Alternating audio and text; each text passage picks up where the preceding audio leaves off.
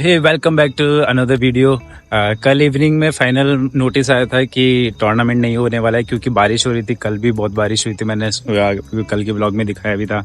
पर आज प्रैंक हो गया भाई, बिल्कुल बारिश नहीं हो रही, पूरा रोड सूखा पड़ा है, एकदम सूखा। तो ऑर्गेनाइजर ने पहले इतनी बार पोस्टपोन किया था, मुझे इस बार वापस से पोस्टपोन कर दिया और अब मुझे लग भी नहीं रहा कि अगले 2-3 दिन बाद वापस हो जाएगा। थोड़ा टाइम लेंगे क्योंकि इस वीक पूरे में बारिश दिखा रहे हैं। पर आज बारिश नहीं हुई और आज ही ये होना था, पर आज बारिश नहीं हुई और आखिरकार शुरू हो ही गई बारिश। जिससे बात का डर था वही हो गया, वापस से रोड गीला और बारिश चल रही। मगर हम कहाँ रुकने वाले हैं, हमारी कोई प्रैक्टिस बंद होती है क्या? आज इनका सेशन तो हुआ नहीं स्केटिंग का, तो ऑफ ट्रेनिंग शुरू हो गई इनकी।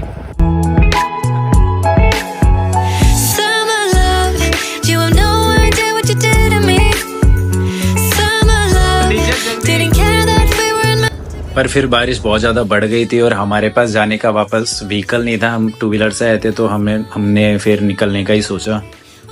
जयपुर ना एकदम मुंबई की तरह हो गया, दिन भर बारिश आती रहती है, दिन भर देखो तो बारिश बारिश बारिश। वो मीम आते हैं ना कि राजस्थान में पानी नहीं है, भाई कोई आके देखो, रुक ही नहीं रहा है राजस्थान में पानी अब। हाँ जी, तो मैं आ गया अपने घर क्योंकि बारिश बहुत ज़्यादा हो रही थी। वो बारिश बढ़ती ही चली गई, तो फिर हमने डिसाइड किया कि यार आज कोई मतलब नहीं निकलेगा, और ज़्यादा अगर करेंगे तो भीग के बच्चे बीमार पड़ जाएंगे। तो फिर हम घर आ गए। तो आज मैं आपको थोड़ा सा बताता हूँ इवेंट्स के बारे में जो अपने गेम में होते हैं। मोस्टली क्या होता है कि बच्चे इवेंट उनको पता ही नहीं होता कौन सा खेलना है, और वो जो भी उनको मिल रहा होता है या जो भी वो देख लेते हैं किसी को, उसी इवेंट में जाके पार्टिसिपेट करते हैं। फिर रिजल्ट भी जैसा चाहते हैं वैसे आ नहीं पाता। जो भी अब जैसे खेलोगे वैसे ही तो रिजल्ट आएगा ना। तो अपन डिसाइड करते हैं कि अपन कौन सा इवेंट खेलेंगे या मेरी बॉडी कौन से इवेंट में ज़्यादा अच्छा परफॉर्म करती है। जैसे आनू है, आनू लॉन्ग बहुत अच्छा करती है, पर वानिया लॉन्ग कर ही नहीं पाती है। अगर वानिया को शॉर्ट दे दोगे तो वो जितना शॉर्ट इवेंट होता जाएगा उतना ही अच्छा परफॉर्मेंस आने लग जाएगा, और आनू जितना लॉन्ग करती जाएगी उतना ज़्यादा उसका जो रिजल्ट है वो अच्छा आता जाता है। तो अपन को इवेंट डिसाइड करने होते हैं। अब जैसे इंडिया में एक अगर आप RSFI खेल रहे हो जहाँ पे सारे इवेंट होते हैं, तो उसमें तकरीबन 6-7 इवेंट होते हैं। शुरू होता है 100 मीटर से, सबसे छोटा इवेंट होता है 100 मीटर जो रोड पे होता है। 100 मीटर हो गया, उसके बाद आ गया अपना, अगर ट्रैक पे करेंगे तो 200 मीटर आ गया। फिर उसके बाद पहले 300 मीटर हुआ करता था, अभी RSFI में तो नहीं है, पर CBSE या कुछ टूर्नामेंट्स में अभी शायद हो जाता है इंडिविजुअल 300 मीटर जो टाइम ट्रायल बोलते थे, वो हो गया। फिर उसके बाद आ जाता है रोड पे 1 लैप, जो कि 200 मीटर से बड़ी रेस है। एक लैप लगाना होता है तकरीबन आधे किलोमीटर के आसपास का, 400 से 500 मीटर के आसपास का रोड पे। फिर ट्रैक पे आ जाती है 500 मीटर की रेस और 1000 मीटर की रेस। फिर रोड पे 1 लैप के बाद सीधा, अगर बच्चे जैसे सब जूनियर्स में खेल रहे तो इनकी सबसे बड़ी जो लंबी रेस होती है वो होता है 3000 मीटर रोड पे। जैसे आपका बच्चा अगर जैसे सब जूनियर खेल रहा है, सब जूनियर कैटेगरी में, तो उसके लिए जो लंबा जो डिस्टेंस है वो 3000 मीटर का है जो रोड पे होता है। तो अगर आप चाह रहे हो, जैसे आनू अभी सब जूनियर्स में है, तो वो चाहेगी तो वो 3000 मीटर खेलेगी, सबसे मैक्सिमम डिस्टेंस वही है उसके लिए। तो हम अभी उसको वही खिला रहे हैं। और अगर आप जूनियर्स में आ गए या सीनियर्स में आ गए तो फिर आपके लिए लॉन्ग का भी बहुत सारा ऑप्शन खुल जाते हैं, फिर आप 42 तक जा सकते हो। तो जैसे रोड पे 3000 आ गई जो सब जूनियर्स के लिए, और जूनियर्स के लिए आ जाती है 10,000, 15 या 20,000, और फिर 42 किलोमीटर जो फुल मैराथन होती है।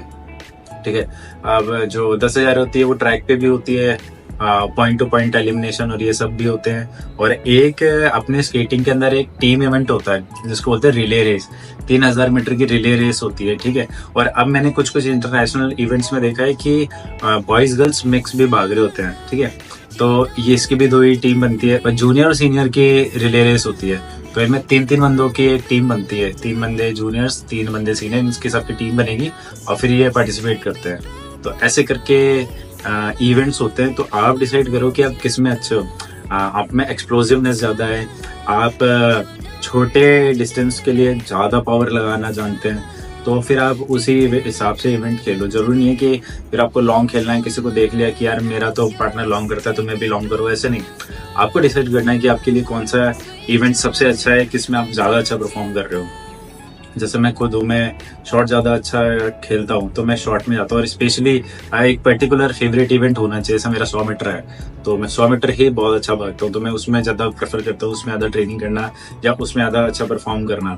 तो वैसे आप डिसाइड करो, कोई कोई ऐसा भी होता है कि जो शॉर्ट भी अच्छा करता है, लॉन्ग भी अच्छा करता है, तो वो एक अलग केस है।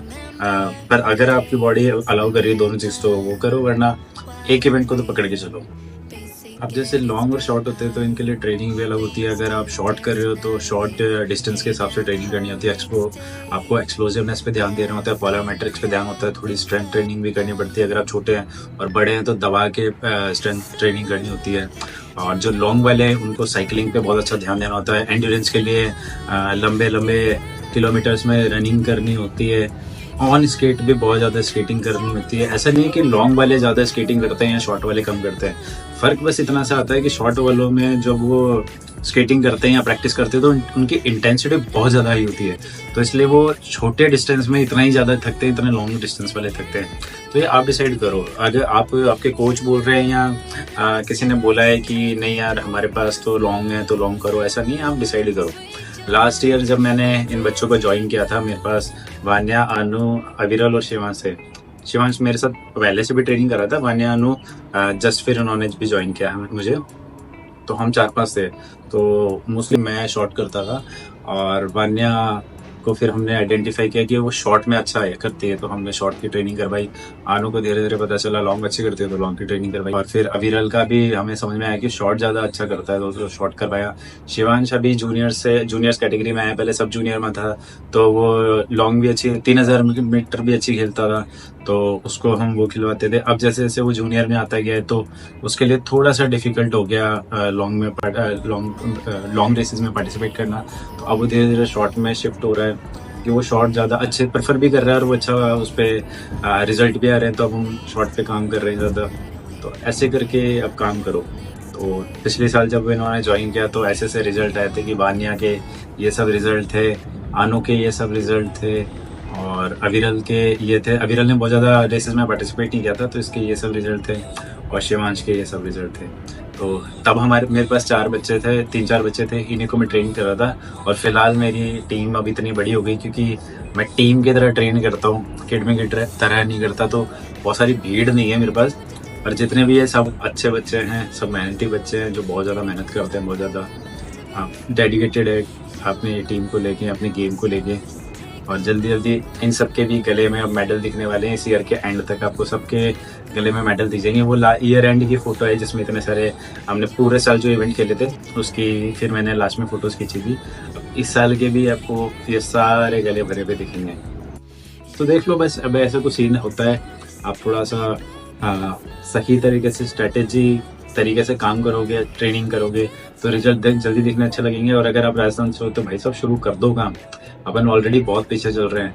फटाफट चीज़ें सीखो, फटाफट तरीके से काम करो। किसी एक चीज़ पे बेस्ड मत रहो कि बस वो वैसे करवाएंगे या वो जैसा करवाएंगे वैसे करेंगे। मैं काफ़ी सारी वीडियोस देखता हूँ आजकल यूट्यूब पे, कोच बता रहे होते हैं, कोई ऐसी टेक्निक बता रहा होता है, कोई ऐसी टेक्निक बता रहा होता है जिसमें तो सब कचरा कर रहे होते हैं।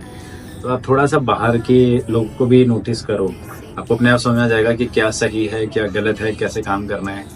तो इन सारी चीज़ों को नोटिस करो, और कोई जानकारी चाहिए हो, कोई भी क्वेश्चन हो तो कमेंट में डाल दो, और ऐसे ही देखते रहो, बहुत सारा प्यार दो।